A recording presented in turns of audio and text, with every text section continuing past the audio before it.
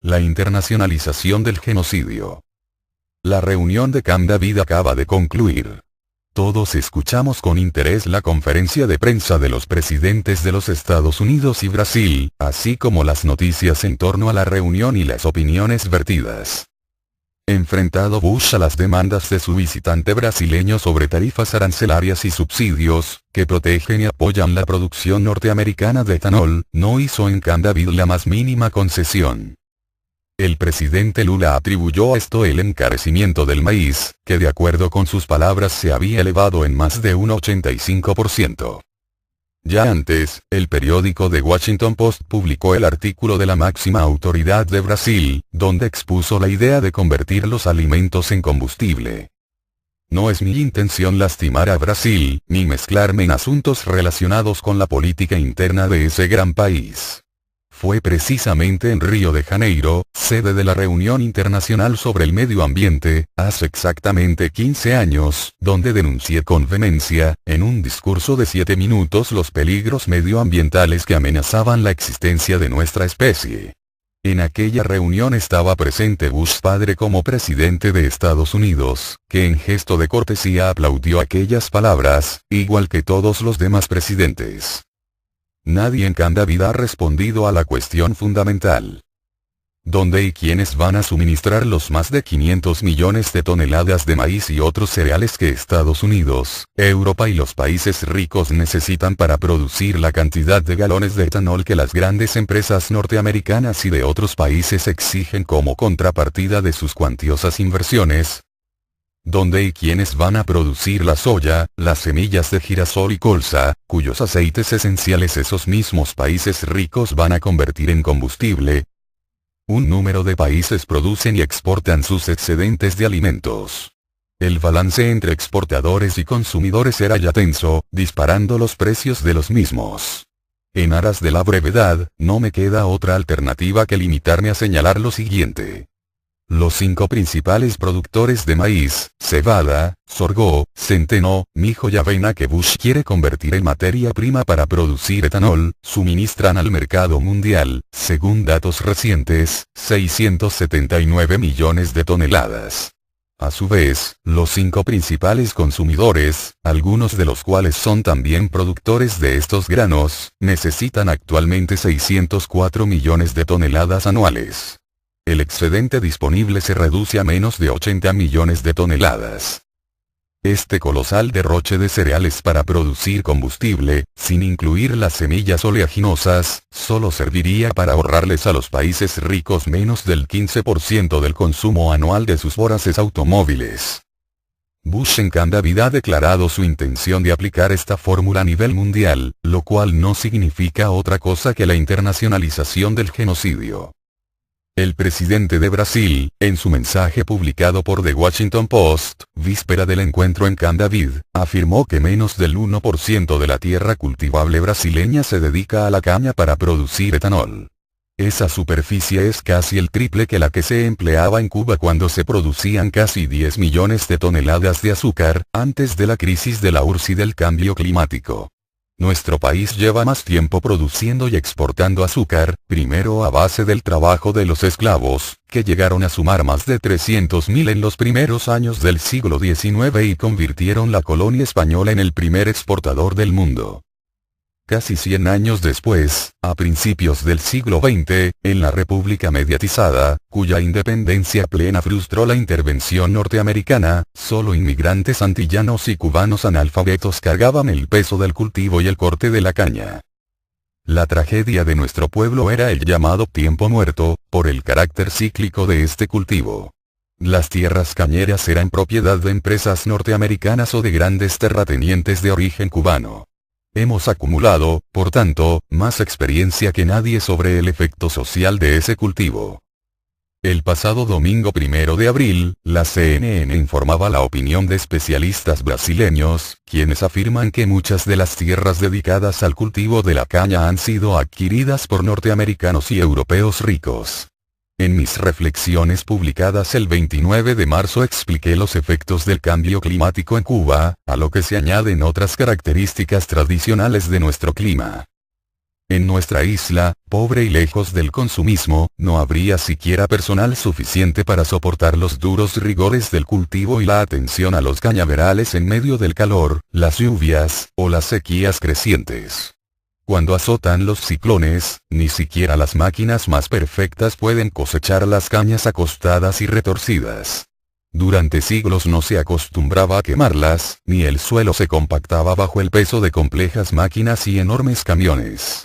Los fertilizantes nitrogenados, potásicos y fosfóricos, hoy costosísimos, ni siquiera existían, y los meses secos y húmedos se alternaban regularmente. En la agricultura moderna no hay rendimientos elevados posibles sin rotación de cultivos. La agencia francesa de prensa transmitió el domingo 1 de abril informaciones preocupantes sobre el cambio climático, que expertos reunidos por Naciones Unidas consideran algo ya inevitable y de graves consecuencias en las próximas décadas.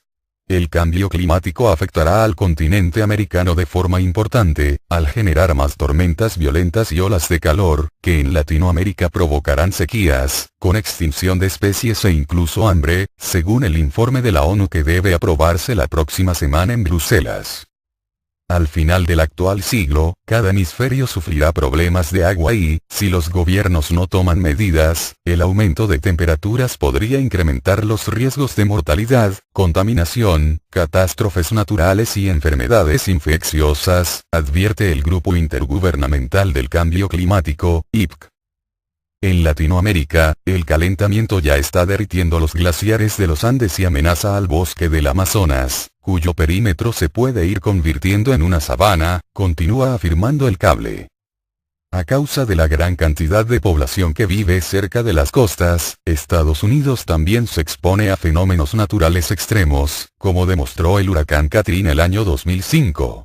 Este es el segundo informe del IPCC de una serie de 3, que se abrió el pasado febrero con una primera diagnosis científica donde se establecía la certeza del cambio climático. En esta segunda entrega de 1400 páginas, en la que se analiza el cambio por sectores y regiones y del que la AFP ha obtenido una copia, se considera que, aunque se tomen medidas radicales para reducir las emisiones de dióxido de carbono a la atmósfera, el aumento de temperaturas en todo el planeta en las próximas décadas ya es seguro, concluye la información de la agencia francesa de noticias.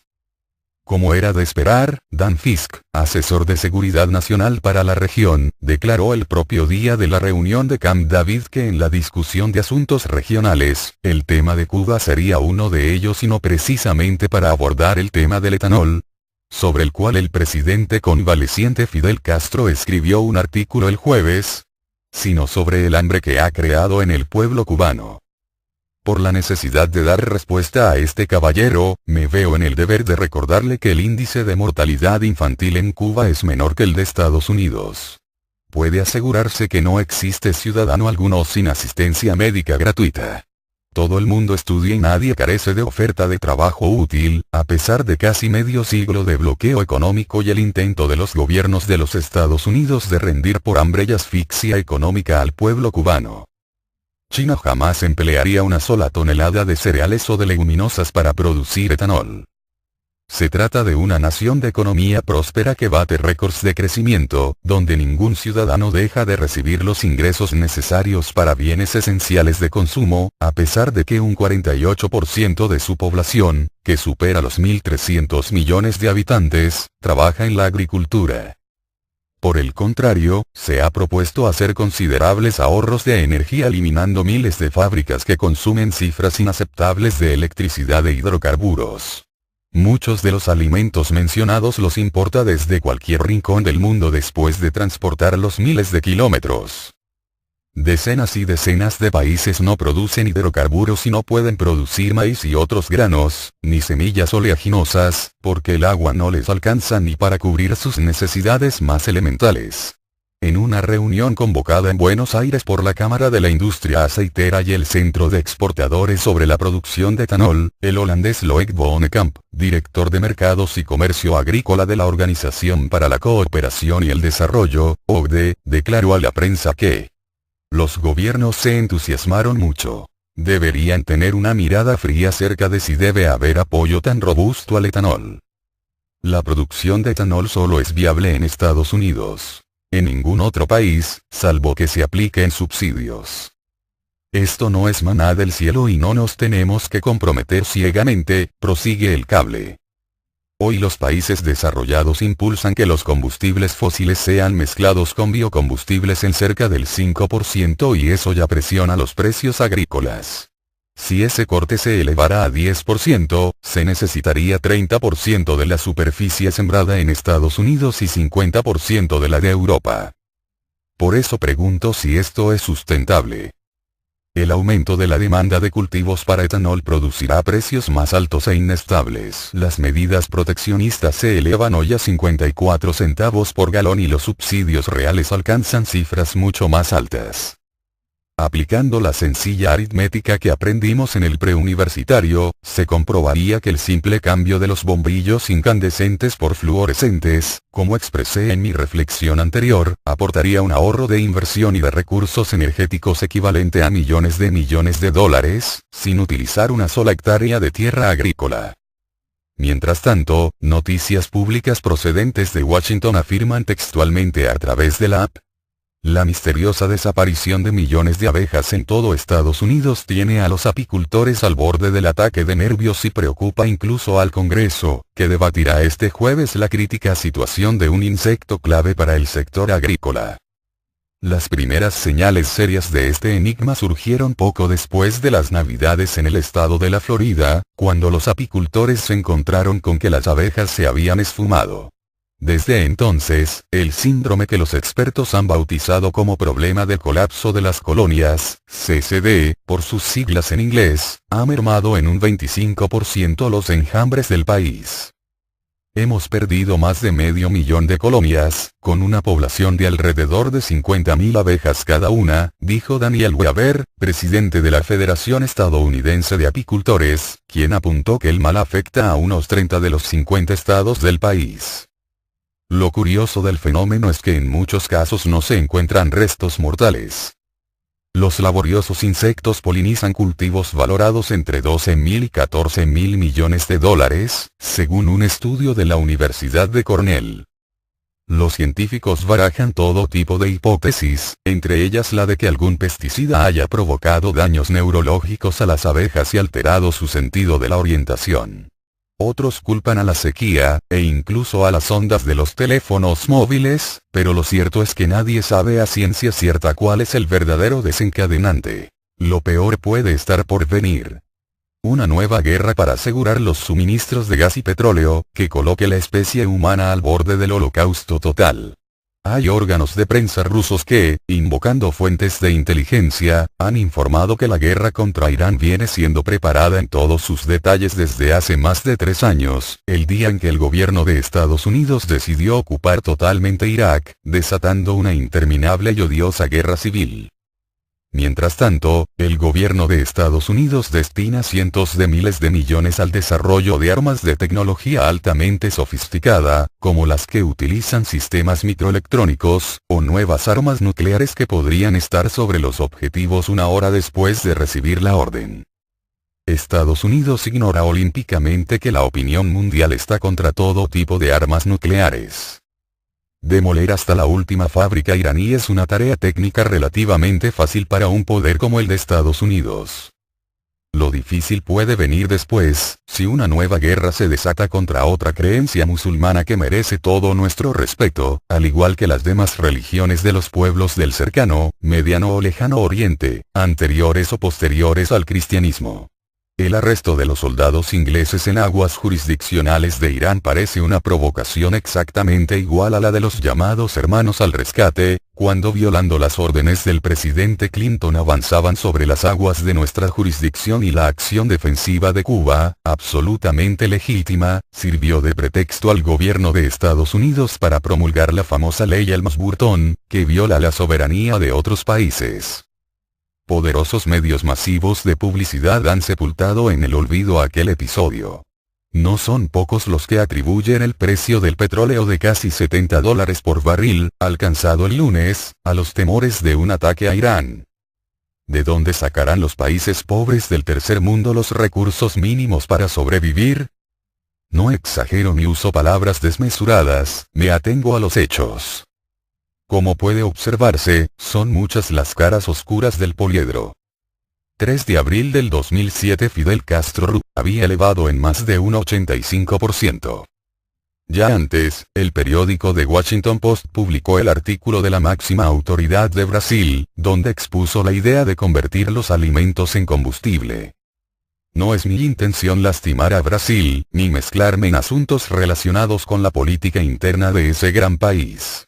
Fue precisamente en Río de Janeiro, sede de la Reunión Internacional sobre el Medio Ambiente, hace exactamente 15 años, donde denuncié con vehemencia, en un discurso de 7 minutos los peligros medioambientales que amenazaban la existencia de nuestra especie.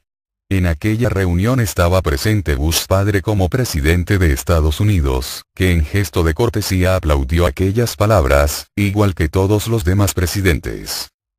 Nadie en Camda Vida ha respondido a la cuestión fundamental. La internacionalización del genocidio. La reunión de Camda Vida acaba de concluir.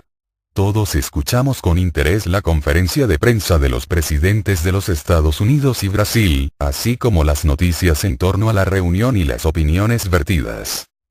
Enfrentado Bush a las demandas de su visitante brasileño sobre tarifas arancelarias y subsidios, que protegen y apoyan la producción norteamericana de etanol, no hizo en Camp David la más mínima concesión.